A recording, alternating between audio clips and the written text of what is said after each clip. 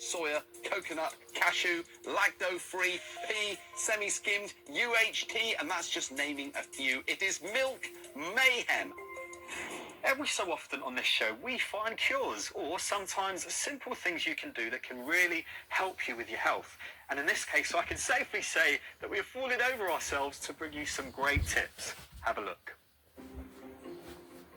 Treating injuries caused by falls costs the NHS over $2 billion a year, and the cost to your health could be just as steep. But at the University of Hertfordshire, they're taking a creative approach to protecting older people from the dangers of a fall. Take a look at this. It's a judo class with a difference because you've got to be at least 65 to join. I'm a way off yet, but the Let Me Join for today. Let's have a look. Okay guys, look in. We're doing the threading the needle, so we're on all fours.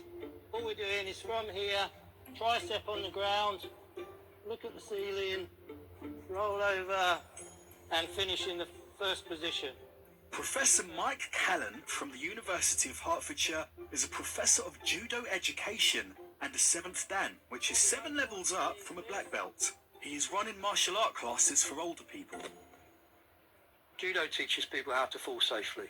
And it's all very well teaching kids how to fall safely, but actually the big problem with falling is with older adults.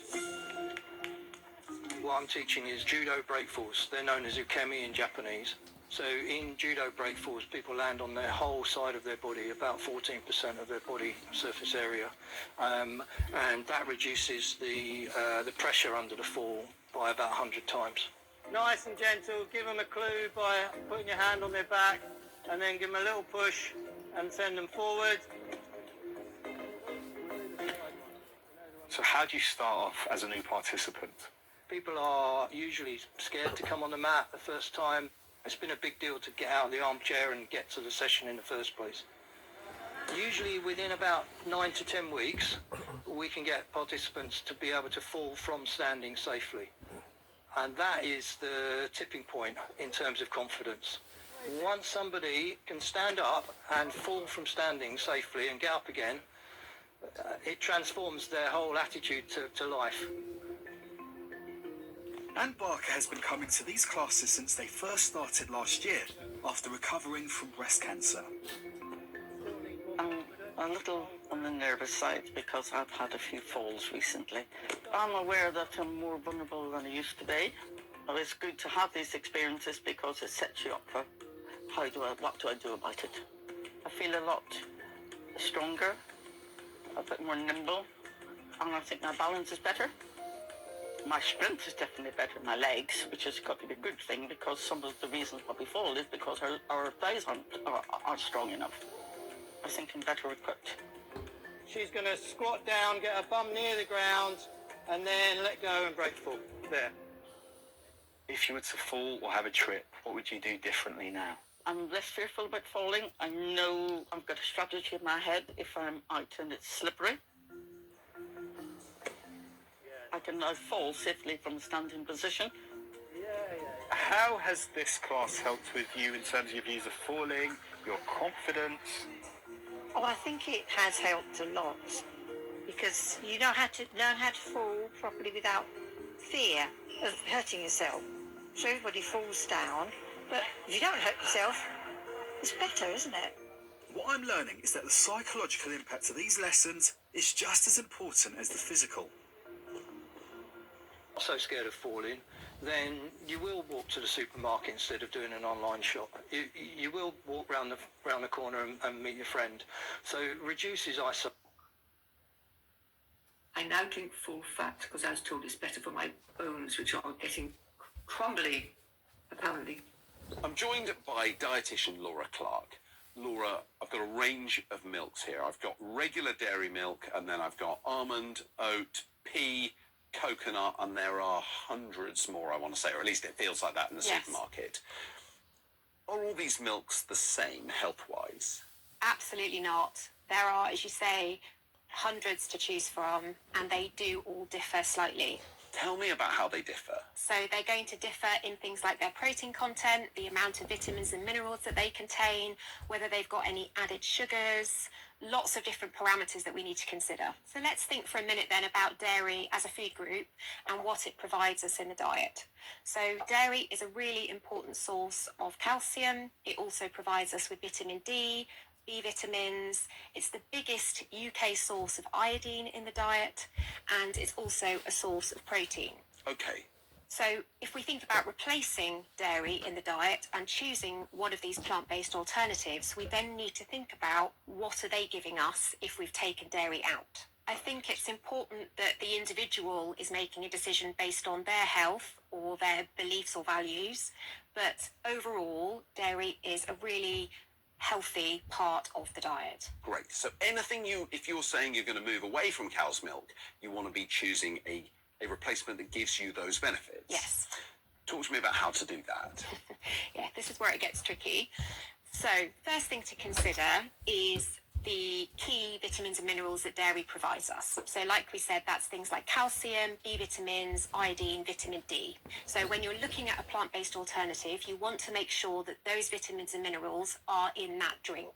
And it's worth noting that if it's an organic version, that it cannot legally be fortified with those vitamins and minerals. If you're buying organic oat milk or organic almond milk, it won't have calcium, vitamin D, vitamin B.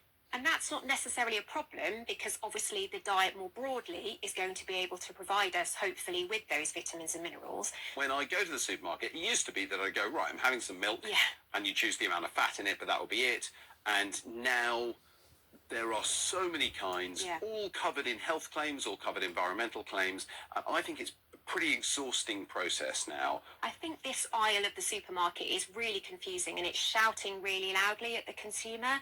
And I think deciphering what's right for our bodies and our health and the decisions that we're making for our families is actually really tricky. But probably a way forward for people is to think about the context of these drinks in the rest of their diet. What do they want these drinks to do? And then that can steer you a little bit towards what your priority is. And perhaps for a lot of people, taste, right, is the number one thing that matters to them. If you haven't got a strong reason not to, just if you want some milk, reaching for the dairy, that's a reasonable thing to do. Yeah, it's really time consuming deciphering it, and there's absolutely nothing wrong with dairy. It's a really healthy nutritional addition to the diet. Confusion resolved as much as is possible. Thank you so much, Laura. You're welcome.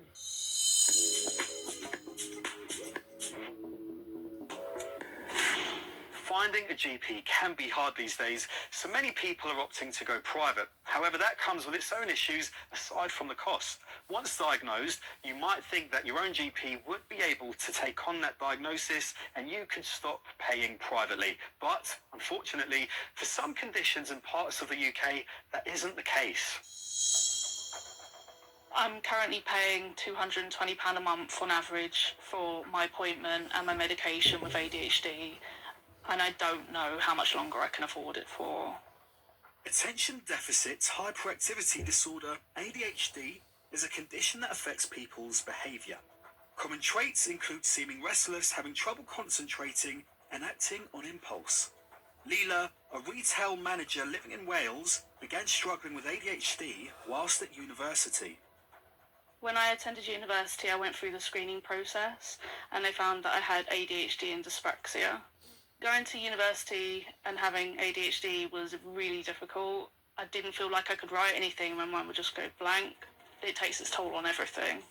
I'm trying to work through chores. I might think to myself, okay, I really need to do some washing right now. And then I'll be like, oh, actually, I forgot to do this, or I forgot to do that. So then I'll go and do those first. And then I'll be like, oh, wait, but that needs doing, because I've just seen that I need to water my plants. And then I'll do that. And then I'll be like, oh, that washing needs to be done still, and it's been 2 hours. I'm just constantly trying to just focus on the next thing and keep on going. When I was living in Hull, I approached my GP for help with my ADHD. I just felt like things had really gotten out of control. I was hoping that with my diagnosis from university, they'd be able to help medicate me. And that's when they told me that I would have to get a new assessment done with the NHS in order to get medicated. The GP told me that I'd have to join a waiting list I was on the waiting list with them for 2 years. While still on the waiting list, Leela and her partner decided to relocate to Wales. I asked them, would you please transfer me down so I could keep my spot on the waiting list? And they said, you'll have to start again from scratch. Oh. I made sure to get on the waiting list as soon as I could. They said that the wait would be 5 years. The wait time for an adult diagnosed with ADHD on the NHS is a postcode lottery, with many people waiting at least 2 years. It's estimated there are at least 196,000 adults on waiting lists across the UK. Taking matters into her own hands and after scraping together the money, Leela went private. I did my research on who I thought would be best to go to. The clinic I chose in Cardiff, the doctor that I see, he used to be an NHS specialist and has a lot of experience diagnosing and assessing ADHD. Leela knew going private would be expensive, but didn't anticipate the continuing costs. The assessment itself cost me £460. Overall, the cost of the assessment, 6 months of medication and 6 months of appointments has cost me £1,743 in total. Now I'm just trying to scrape as much as I can off the top of my paycheck every month in order to afford this. Leela reached out to her GP to ask about shared care. Shared care is when primary care doctors, GPs like myself, work with specialist doctors to provide ongoing care for patients with specialist needs. Often that be drugs that they're taking and investigations that they need to monitor this. But not every GP will do it.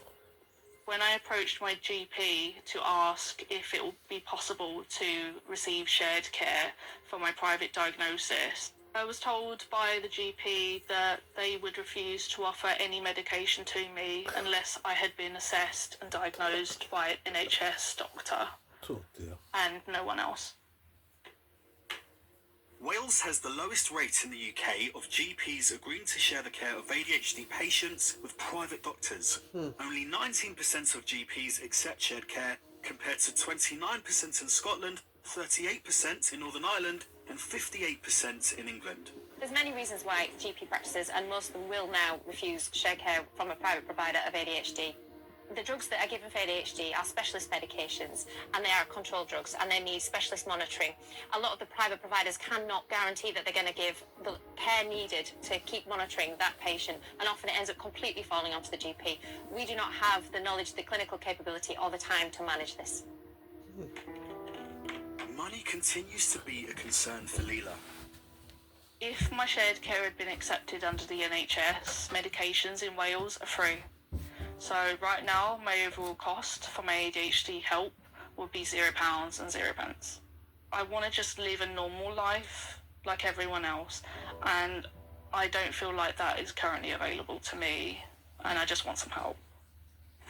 We reached out to the Welsh Government and they said, "We are working to reduce waiting times and to address issues around the prescribing of medication, including shared care arrangements with GPs, to develop national standard pathways and to ensure services are consistent across Wales." I want to bring in Femi Oyebode, a professor of psychiatry. Femi, people who are struggling with ADHD are finding it hard to get their medications on the NHS. Why? I think it's probably best to ask ourselves why there's so many people first. And there's been a massive increase in numbers over the last 10 years or so. Despite the fact that most of the experts think that there's no true increase in rates, but it sounds as if there's been a greater awareness of the condition, therefore more people are coming forward. And that has put a lot of pressure on the NHS because, of course, there's been a backlog because of the difficulties in accessing services during COVID. In Birmingham, for example, in 2021, 2022, the waiting list was just 6 months. And 2024, the waiting list is now in excess of 3 years, and that just gives you the extraordinary kind of exponential increases in the waiting times. Wow, so underdiagnosed, undertreated, but still actually at the immediate moment just a huge number of people for the NHS to cope with. Yes. But it still leaves lots of patients in a difficult space where they can't access medications that will potentially benefit them. If you're in that situation, what should you do? You can obviously change GPs, because not all GPs are reluctant to prescribe this drug. So you could, vote with your feet essentially and go and register with a different GP practice. So that might be something that's possible. Also, presumably having a conversation with your existing GP saying, look, I've actually tried these medications. They made a huge difference to my life. I'm really struggling to function now, perhaps in a new university setting, and having a negotiation. You can be your own advocate, can't you? I don't want to make it sound as if it's that these difficulties are only with GPs. It does happen that the psychiatrists in the NHS are reluctant to take a diagnosis which is being received in private care because they don't necessarily trust the rigor of the assessments which have been done in private care.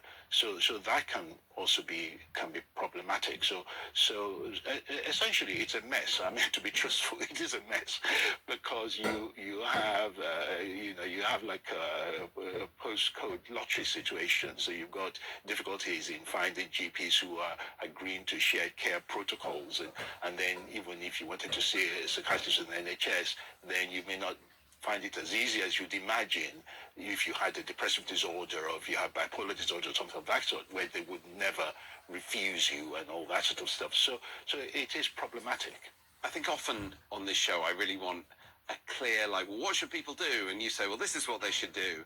And it's actually really helpful to say, this is a real mess. It's a combination of GPs being skeptical or doctors being skeptical about the diagnosis, combination of lack of resources, plus skepticism about the private medical system, and difficulties prescribing as well. And so you've kind of captured the difficulties that patients face. I mean, there is a kind of optimistic way through, if one dare say that.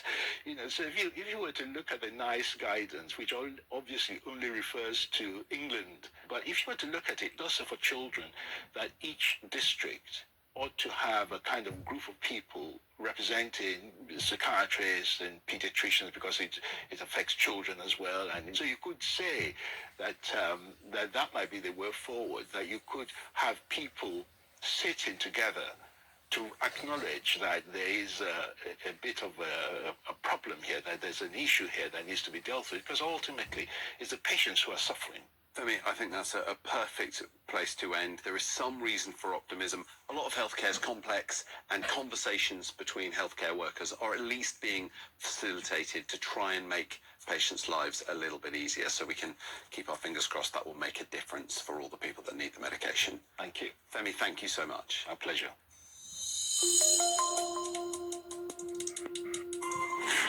Now it's time for the viral part of the show, and we're not talking about infections. These are the big health trends we're seeing on social media. Ash, what have you got for us? This is an interesting one. I want to know your thoughts on oil pulling. Right. Take a look at this. Interesting, eh? The idea is that you put oil in your mouth and you swirl it around for 15 or 20 minutes. Many use coconut oil. We have some organic coconuts and mint. Now, the claims are they whiten your teeth, removes bacteria, and gives you better breath. What do you think? What I'd say is, in the UK, we have some of the biggest dental problems in Europe in terms of tooth extractions, tooth decay. We have all kinds of issues. And so anything that disrupts our proper care of our teeth, to me, is bad and sinister.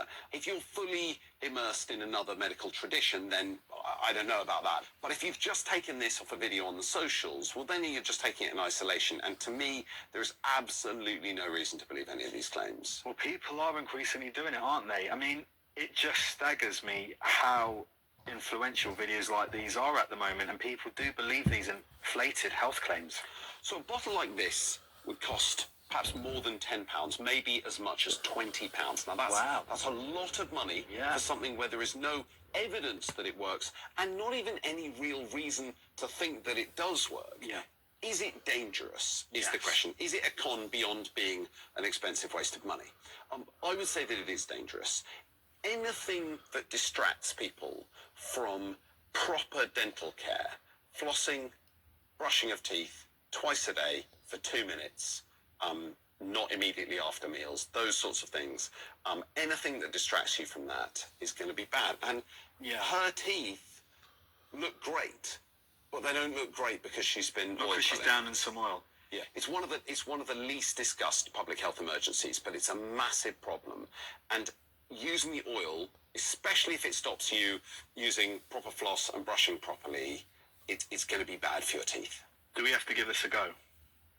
Yeah, I've never tried. Have you tried it? No. I'm sort of First and last time, I suppose. Okay. No, come on, we have to.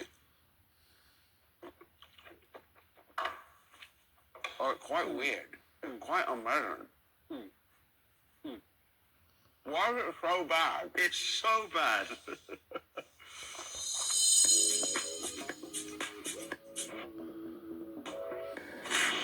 Please do keep getting in touch with us, and also let us know if you would like to be part of our waiting room. You can send your emails to hello@connorcure.tv. Remember, the best thing you can do as you get older is to keep moving. Join us again next time when we'll be exposing cons, celebrating cures, and exploring everything in between. As ever, thanks for your company and see you soon. Goodbye.